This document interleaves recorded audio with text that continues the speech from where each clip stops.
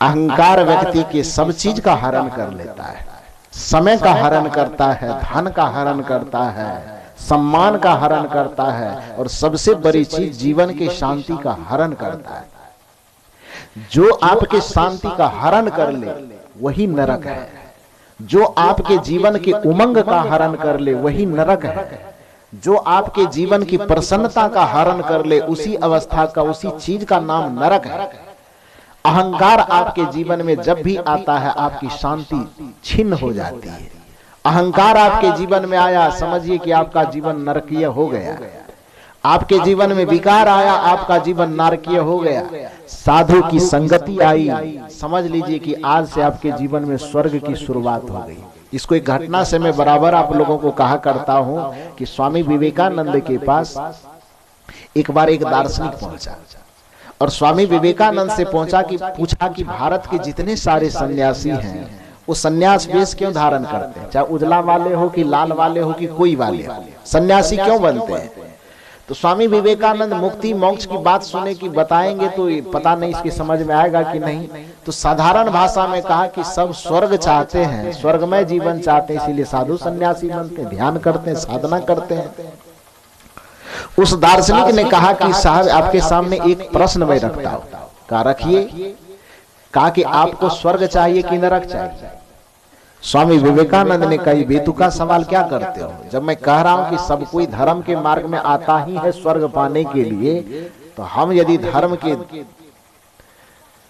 प्रदर्शक हैं, मार्गदर्शक हैं, तो हम क्या चाहेंगे? नरक चाहेंगे, हम भी स्वर्ग चाहते हैं।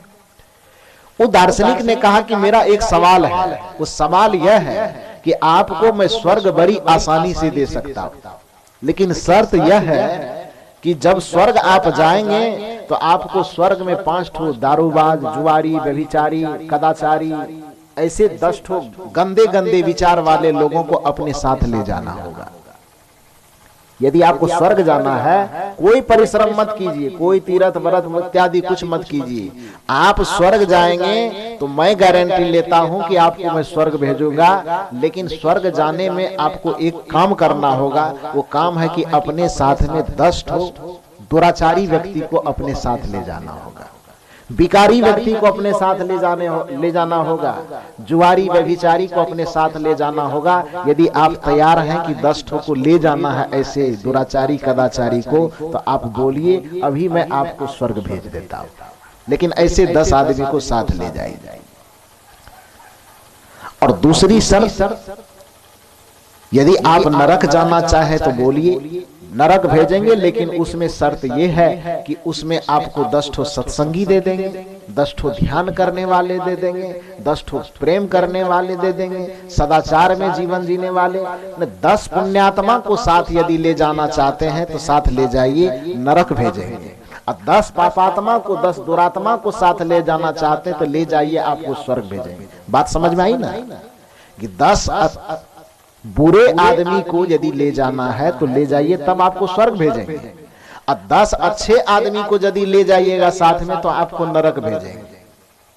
स्वामी विवेकानंद ने कहा कि चाहत तो यही होती है सबकी और हमारी भी है कि स्वर्ग में जाना चाहिए, लेकिन जो शर्त आप रखे हैं उस शर्त को देखने के बाद मैं कंफर्म कहता हूं, निश्चित कहता हूं कि मुझे ऐसे स्वर्ग में नहीं जाना, मुझे नरक भेज दो, मैं नरक जाने के लिए तैयार हूं। पूछने वाले ने कहा कि बड़ा आश्चर्य, अभी तो स्वर्ग स्वर्ग रट्टा मार रहे थे, अभी सीधे नरक पे क्यों उतर गए?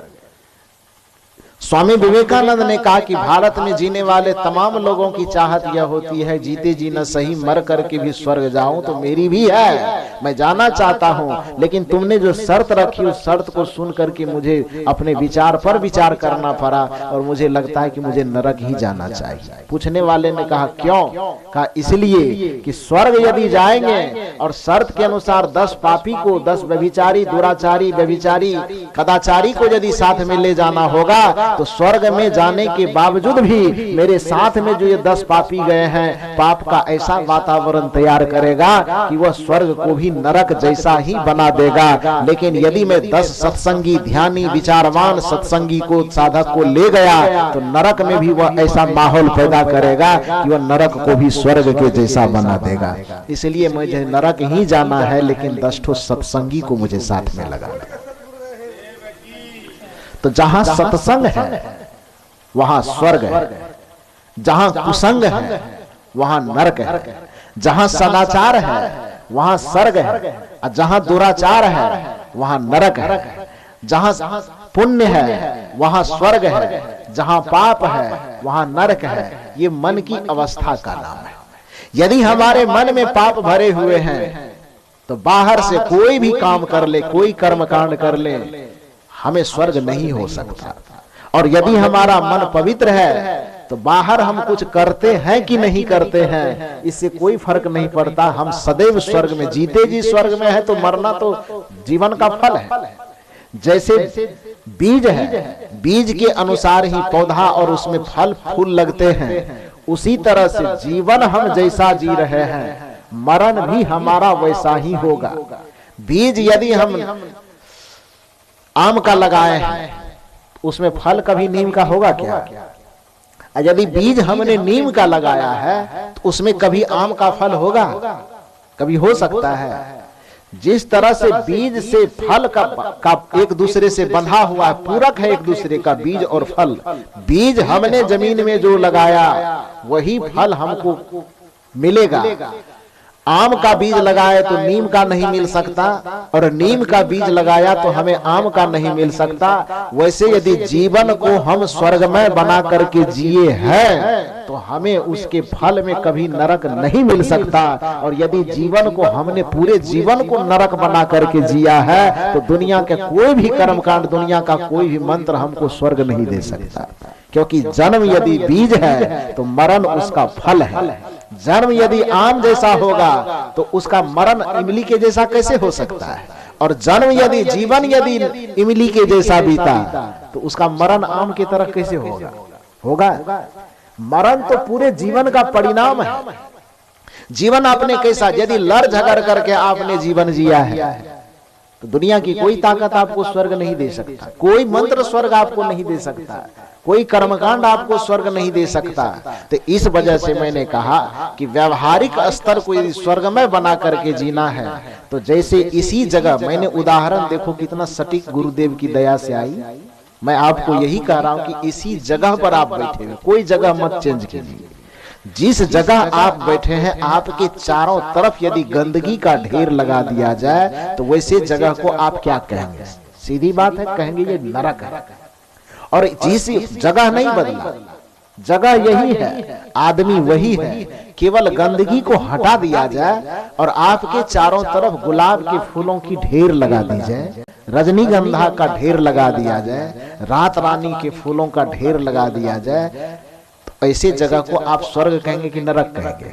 सीधी बात है, स्वर्ग कहेंगे। ठीक उसी प्रकार से जैसे आपके बाहर के वातावरण को बदलने से, बाहर की स्थिति बदलने से स्वर्ग और नरक हो गया, उसी तरह से आपके अपने मन को देखिए और यह मूल्यांकन कीजिए कि हमारे मन के चारों तरफ विकार फैले हैं कि संस्कार फैले हैं।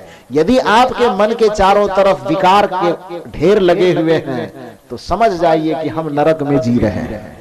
और यदि आपके मन के तरफ झलके कि नहीं, संस्कारों का ढेर लगा हुआ है, शुभ विचारों का ढेर लगा हुआ है, सत्संग के विचारों का ढेर लगा हुआ है, साधुओं के विचारों का ढेर लगा हुआ है, तो समझ जाइए कि हमारा मन अभी स्वर्ग में रमण कर रहा है। ये व्यवहारिक स्तर की बात है, ये शरीरगत जीवन की बात हुई।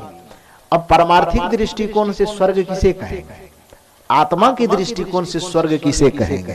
तो स्वर्ग में दो शब्द लगा हुआ है। दुनिया में आज तक जितने सारे शब्द बने हैं सभी शब्दों का अर्थ उसके गर्भ में छिपा हुआ रहता है। बिना अर्थ का हमारे खास करके सनातन परंपरा में और भारतीय साहित्य के जितने सारे शब्द हैं, हिंदी के जितने सारे शब्द हैं, एक भी शब्द ऐसा नहीं है जिस शब्द के अर्थ नहीं, बिना अर्थ का कोई शब्द नहीं। सारा शब्द अर्थ से भरा हुआ है और अर्थ ढूंढने के लिए कहीं बाहर नहीं जाना पड़ता है। इस शब्द क्यों रखा गया, इस शब्द की रचना क्यों हुई, इसका अर्थ की क्या होगा, ये शब्द उस शब्द के साथ संलग्न होता है, जुड़ा हुआ होता है। हमारे मनुष्यों ने स्वर्ग शब्द रखा होगा नाम चुन करके, स्वर्ग तो क्यों रखा? स्व मन क्या होता है? खुद, पर माने दूसरा, स्व माने खुद। स्व के प्रति, स्व में जिस दिन आपका गमन होना शुरू हो गया, बाहर की प्रकृति से, बाहर के संसार से लौट करके स्व की तरफ जिस दिन यात्रा शुरू हो गई, ये परमार्थिक स्तर से मैं कह रहा, व्यवहारिक स्तर से जिस दिन सदाचार में आप जीवन आपका बीत रहा है, समझिए कि स्वर्ग में है।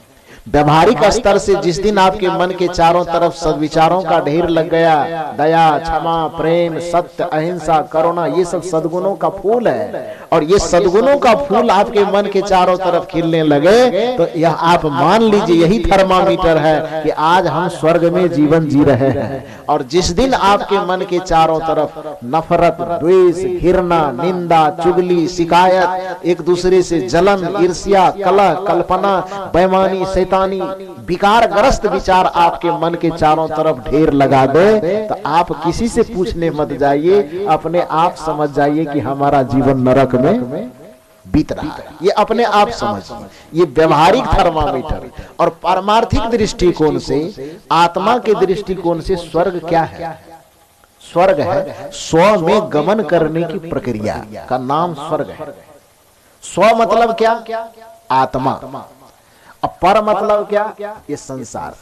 बाहर देखने पर जो भी चीज दिखाई देता है वो पर है। यहां तक कि बाहर से अपने नजर से हम इस शरीर को भी देखते हैं तो ये शरीर भी स्व नहीं है, ये पर है। जो देखा जा रहा है वो पर है। यही कारण है कि गोस्वामी तुलसीदास जी ने इसको माया कहा। किसको किसको माया कहा? गोस्वामी जी ने किसको किसको माया का नाम नहीं गिनाया, एक ही लाइन में खींच करके कह दिया, गौ गौचर जहां लगी मन जाई, सो सब माया जानहु भाई। माया में जब तक आपका मन रमन कर रहा है, समझ लीजिए कि हम नरक में जी रहे हैं। माया मतलब क्या? लोगों ने मोटे अर्थ में कहा पत्नी माया है, स्त्री को तो सीधे उसको तो कुछ हो नहीं गिना, स्त्री को कह दिया तो माया है, नरक का खान। ये गलत बात है।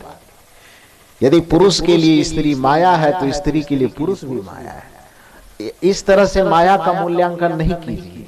गोस्वामी जी ने इस जगह पर इतना सुंदर उदाहरण दिया कि माया मतलब जो स्व के अलावा, खुद के अलावा जितना चीज दिखाई दे रहा है, जो परिवर्तनशील है, जो क्षणभंगुर है, जो नाशवान है, जो मिटने वाला है, उस सब को एक लाइन में माया कह दो।